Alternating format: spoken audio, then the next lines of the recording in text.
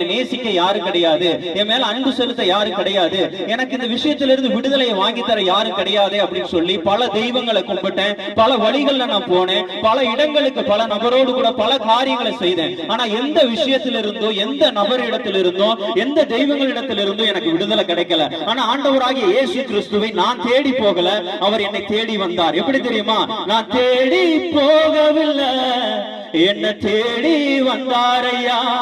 நான் தேடி போகவில்லை, என்ன தேடி வந்தாரையா.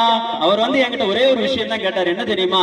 மகனே, உன் இருதயத்தை எனக்கு கொடுன்னு கேட்டாரு. நான் அதுக்கு முன்னாடி கும்பிட்ட தெய்வங்களா இருக்கலாம், நான் வழிபட்ட காரியங்களா இருக்கலாம், எல்லாம் என்னிடத்துல பலிகளை கேட்டுச்சு. நீ இதை செலுத்து, நீ இதை கொடு, நீ இதை கொடுத்தேன்னா நான் உனக்கு இதை செய்யறேன், நான் இதை செஞ்சேன்னா நான் உனக்கு இதை தாரேன் அப்படின்னு சொல்லி பல விஷயங்களை கேட்டுதான் நான் படிச்சேன். என்னிடத்துல இருந்து பணத்தையும் பொருளையும் கேட்ட காரியங்கள் தான் என் வாழ்க்கையில நடந்துச்சு. ஆனா அப்படி செய்துட்டும் என் வாழ்க்கையில ஒரு மாற்றமும் கிடையாது. 2 நாள் நல்லா இருக்கும், மறுபடியும் எந்த விஷயத்தை செஞ்சுக்கிட்டு இருக்கிறோமோ, எந்த பாரம் என்ன அழுத்தி கொண்டு இருக்கிறதோ அதே பிசாசின் பேடியில நான் அடிமைப்பட்டு கிடந்தேன். நீ எப்படியாச்சும் செத்துரு, நீ இப்படி தூக்கு போட்டு நீ செத்துரு, நீ மது அருந்தி செத்துரு, உன்னை நேசிக்க யாரும் இல்லையே, உனக்கு உதவி செய்ய யாரும் இல்லையே, இவ்வளவுதான் உன் வாழ்க்கை அப்படின்னு சொல்லி எப்பவுமே என்னுடைய இருதயத்துக்குள்ள கேட்டுக்கொண்டிருந்த ஒரு சத்தம் என்னை மரணத்திற்கு நேராய் போய் கொண்டு போகிற அந்த நேரத்துல தான் இயேசு என்னை தேடி வந்தார். அவர் தேடி வந்து என்னிடத்துல ஒரே ஒரு விஷயம் தான் கேட்டாரு. எப்ப நான் தங்கத்தை கேட்கல, வைரத்தை கேட்கல, ஓ இருதயத்தை மட்டும் எனக்கு தா அப்படின்னு சொல்லி கேட்டாரு. நான் யோசிக்க ஆரம்பிச்சேன். என்னடா, நான் கும்பிட்ட தெய்வங்கள்லாம் என்கிட்ட தங்கத்தை கேட்டுச்சு,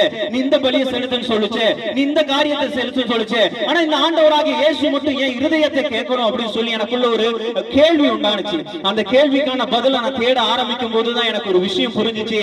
என்னுடைய முழு பாவமும் என்னுடைய இருதயத்தில் நிரம்பி இருக்கிறது, என்னுடைய இருதயத்தில் அக்கிரமம் நிறைந்திருக்கிறது, என்னுடைய இருதயத்துக்குள்ள பாவம் நிறைந்திருக்கிறது.